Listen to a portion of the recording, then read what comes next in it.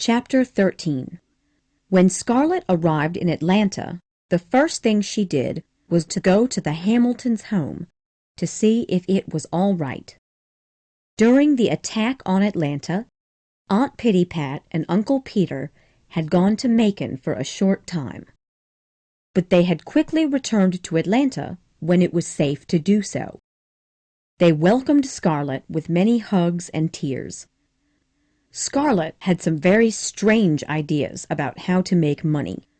She had remembered that her dead husband, Charles Hamilton, had left her a little money in his will. He had made this will just before he left for the war, and he had given Scarlett everything he had. Scarlett had decided that if she had enough money, she would use it to buy a factory of some kind. She would find workers for her factory and pay them as little money as possible. Any money that the factory made would be sent to Will at Tara. Will would use the money to feed the family and buy pigs, chickens, crops, and cotton to plant. When the factory had lots of customers, Scarlett would offer Ashley a job working for her. Then he and Melanie could move to Atlanta, and Will, Sue Ellen, and Karine could stay at Tara. Scarlett thought this plan was perfect. She knew that no one in Atlanta would understand or agree with her plan, but she did not care. In those days, women did not own businesses, and they certainly did not own factories. However, all Scarlett cared about were two things, Tara and Ashley. Even if the Northerners had taken everything else, Tara was hers. It was in her blood. Keeping the fields of Tara alive and well meant more to Scarlett than anything else, except Ashley. If Scarlett had a factory, she could send money to Will at Tara, and he could buy more cotton to plant. Ashley would have money and something to do in Atlanta, and he would be near her. The thought of Ashley still made shivers run up and down Scarlett's back. She did not think for a moment that Ashley might want to do something else with his life. Scarlett decided that a lumber factory was the best kind to buy because the people of Atlanta needed lumber to repair their damaged houses. She had found a small, dirty-looking lumber factory for sale a few miles away from the Hamilton house. She spoke with the bank that had kept her money from Charles's will. Luckily, Charles had been smart enough to leave her the money in gold pieces. Gold was always valuable, but paper money was not. Unfortunately, Scarlett discovered that she did not have as much gold as she would need to buy this lumber factory. She would have to find a way to get more money from someone. But how? A week after Scarlett arrived in Atlanta, Aunt Pitty-Pat heard some exciting gossip. "Scarlett, you'll never guess who's here again," she said at dinner that evening. "Who, Aunt Pitty-Pat?" asked Scarlett. "Rhett Butler. I wonder what that awful man has been doing. I heard that after the war he went to Europe for a while. He is the only person I know who did not suffer in the war. Oh, that terrible man! I do hope he will not visit us here. Oh dear, what would people say? All my friends would be so angry with me." And Aunt Pitty-Pat left the dinner table worrying. When Scarlett heard Rhett's name, all her anger at him returned. She had not forgotten the night of her escape from Atlanta, and how Rhett had abandoned her in the road. Her green eyes flashed with fire. "That dirty, rotten, horrible rat! I hope he doesn't dare to even speak to me. I shall hate him forever for what he did," she thought. She almost hoped she would see Rhett so that she could have the pleasure of being angry and unkind to him. Suddenly, Scarlett had a thought that almost made her choke on her food. Rhett had money. He was the richest person she knew. If Scarlett could persuade Rhett to lend her the money to buy the factory, everything would be all right. But how could she do that?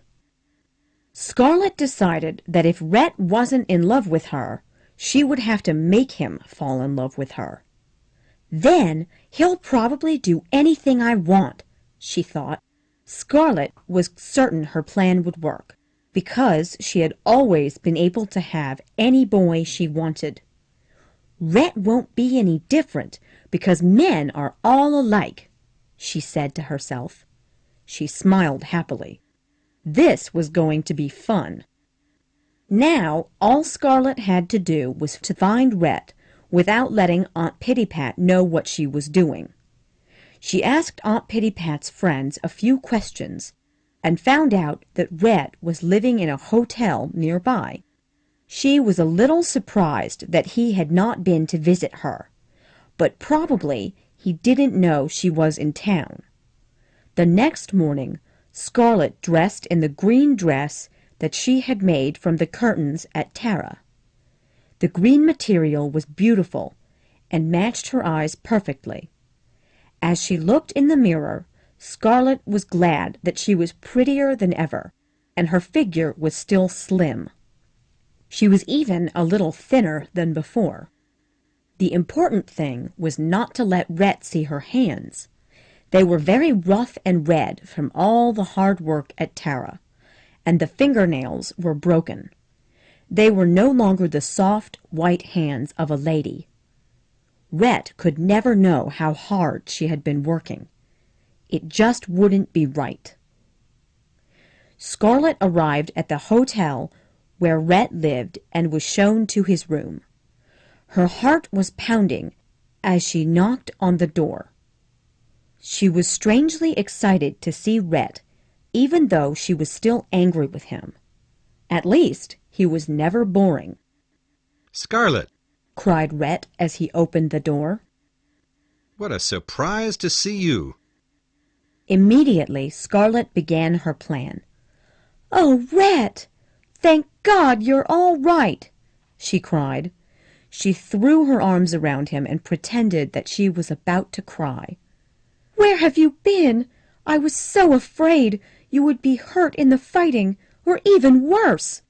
Why haven't you been to see me?" she said.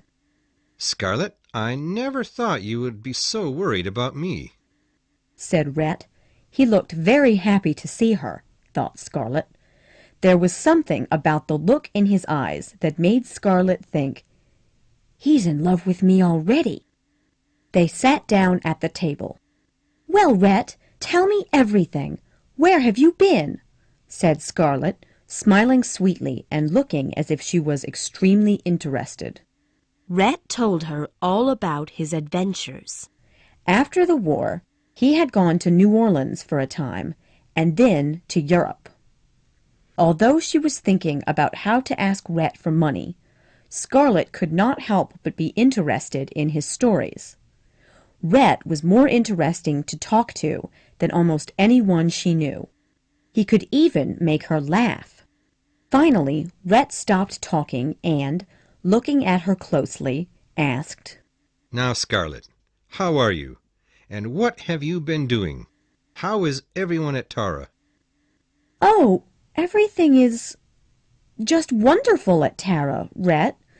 Everyone is happy and healthy, and we don't have any problems," Scarlett said slowly, hoping Rhett would believe her. "Oh, Rhett, that's why I came to see you.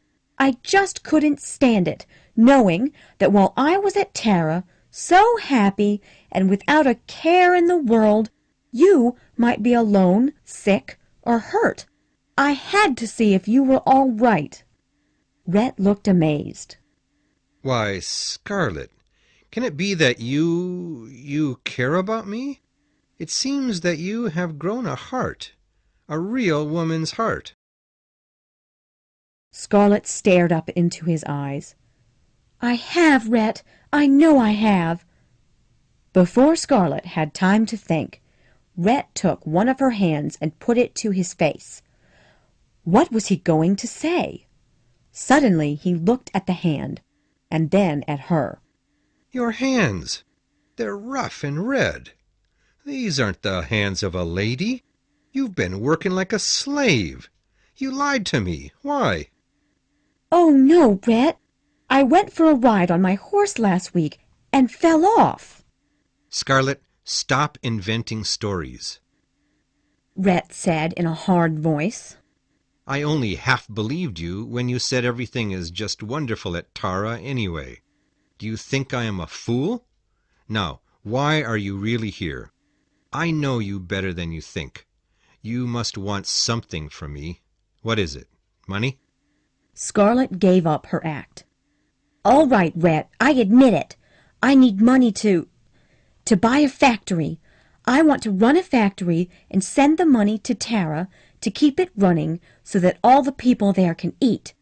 I know everyone in Atlanta will think it's awful, but I don't give a damn.